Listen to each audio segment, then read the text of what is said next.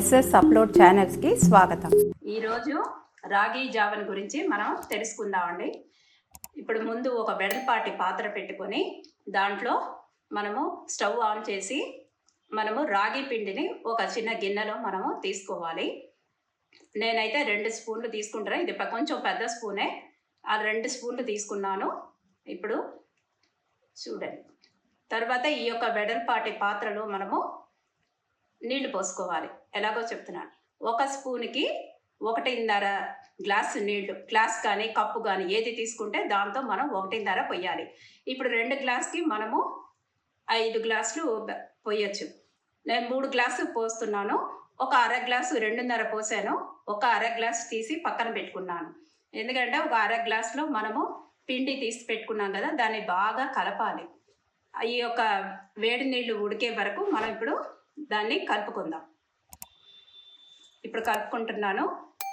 రాగి పిండి తీసుకున్నాను. పిండి కొంచెం గట్టిగా ఉంటుంది కాబట్టి కొద్దిగా నీళ్లు పోసుకొని బాగా స్పూన్తో మనము బాగా కలపాలి. కొంచెం లిక్విడ్గా పెట్టుకోవాలన్నమాట. పెట్టుకుంటే మనకి ఈజీగా ఉంటుంది.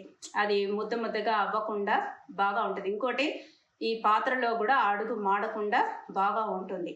ఇప్పుడు వేడి నీళ్ళు కాగే వరకు నేను కలుపుతూ ఉన్నాను. ఇలా కొద్దిగా కలుపుకొని బాగా కలిపిన తర్వాత ఇప్పుడు వేడి నీళ్ళు ఉడికిందా లేదా అని చూడాలి. మంట పెద్దగా కూడా పెట్టుకోవచ్చు, ఏం కాదులేండి. అది మధ్యలో ఒకవేళ మాడుతున్నట్టు అనిపించిందంటే చిన్నగా చేసుకోవచ్చు. కానీ ఇది చాలా ఈజీ. 5 నిమిషాల్లో మనకి పని అయిపోతుంది ఇది. ఇప్పుడు బాగా వేడి నీళ్ళు ఉడికింది అనుకోండి, అప్పుడు ఈ యొక్క రాగి పిండి ఉంది కదా, ఈ పిండిని దాంట్లో పోసి బాగా కలపాలి. జస్ట్ ఒక్క ఉడుకు వస్తే చాలు. ఇప్పుడు నేను పోస్తున్నాను చూడండి. ఇంకా కొంచెం నీళ్లు మిగిలింది, అది కూడా దాంట్లో నేను పోసుకుంటున్నాను. నాకు ఇంతే చాలు, అందువల్ల నేను కొంచెం పోసి కలిపాను. మిగిలిన నీళ్లు దాంట్లోనే పోసుకొని కొంచెం వేడి అయిపోయిన తర్వాత ఈ యొక్క జావని అంటే రాగి పిండిని దాంట్లో బాగా పోసి కలుపుతూ ఉండాలి. ఇప్పుడు నేను అది పోస్తున్నాను. ఈ రాగి జావ చాలా మంచిదండి. ఫైబరు, మెగ్నీషియం, ప్రోటీను అన్నీ కూడా, విటమిన్స్, పోషకాలన్నీ కూడా ఉందండి. ఇది చాలా మంచిదండి. ఈ యొక్క జావ వల్ల మనకి ఆరోగ్యానికి మంచిది. ఎముకలు కూడా గట్టిగా ఉంటుంది. ఇది ప్రొద్దున పూట తాగాలండి.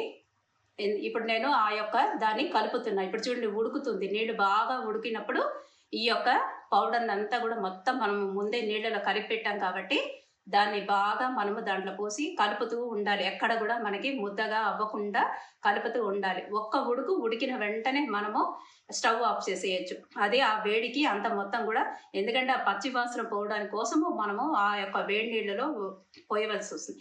ఆ వేడి నీళ్ళలో పోసేటప్పటికి ఆ పచ్చి వాసన పోయి బాగా గట్టి పడుతుంది. నీరంతా ఇంకిపోయి కొంచెం గట్టిగా అవుతుంది. అప్పుడు మనము దాన్ని స్టవ్ ఆఫ్ చేసేసి అదే కొంచెం సుమారుగా వేడిగా ఉన్నప్పుడు పాలలో కలిపి చక్కెర వేసుకొని తాగొచ్చు. లేదు అంటే మజ్జిగ పోసుకొని ఉప్పు వేసుకొని తాగొచ్చు. డయాబెటీస్ ఉన్నవాడు షుగరు అది లేకుండా మనము తేనె కలుపుకొని కూడా తాగొచ్చు.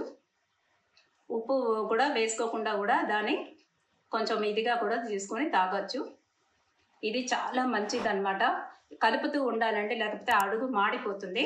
అందువల్ల కొంచెం దాన్ని మంట కొంచెం చూసుకుంటూ కలుపుతూ పోవాలి. కొంచెం చిన్నగా పెట్టాలి, పెద్దగా పెడుతూ అది కలపాలి. ఎక్కడికి వెళ్ళిపోకూడదు. అది పెట్టేసి అటు ఇటు పోకూడదు. దాని దగ్గరే ఉండి మనం కలపాలి. ఎటువంటి పరిస్థితుల్లోనూ అటు ఇటు పోతే కూడా మాడిపోతుంది. మాడు వాసన వస్తే బాగుండదు తాగడానికి. అందువల్ల దానికి చూడండి, బాగా ఇట్లా పొంగు వచ్చింది, వెంటనే ఆఫ్ చేసేయాలి. ఆఫ్ చేసి మనము పక్కన పెట్టేసుకోవాలి. ఇది కొంచెం సుమారుగా ఉన్నప్పుడు దీంట్లో పాలు కానీ మజ్జిగ కానీ పోసుకొని తాగొచ్చు. ఇది చాలా మంచిదండి. చిన్నపిల్లలకు కూడా చాలా మంచిది. ఎందుకంటే వాళ్ళకి బాగా బలం ఉంటుంది. ఇది వేడిని కూడా తగ్గిస్తుంది. ఇప్పుడు ఈ యొక్క ఎండాకాలంలో ఇది చాలా ముఖ్యము. దీంట్లో ఫైబరే ఉండేదే కాకుండా మనని వేడిని తగ్గించి చల్లారిస్తుంది. బరువు కూడా తగ్గిపోతుంది. అన్నిటికీ మంచిదండి. ఇదిగోండి, నేను గ్లాస్లో పోస్తున్నాను. ఇదో ఇలా జావగా ఇలా ఉంది. కొంచెం పర్వాలేదు ఇలాగే తాగుతా అనుకుంటే కొంచెం లైట్గా ఉప్పు వేసుకొని చక్కెర వేసుకొని కూడా తాగొచ్చు, బాగానే ఉంటుంది. అలా కాదనుకుంటే మజ్జిగ, పాలు పోసుకొని కూడా దీంట్లో తాగొచ్చు. ఇది సపోర్ట్ చేయడానికి సబ్స్క్రైబ్ చేయండి, ఎంకరేజ్ చేయడానికి లైక్ చేయండి, మీ వాళ్ళందరితోనూ షేర్ చేయండి.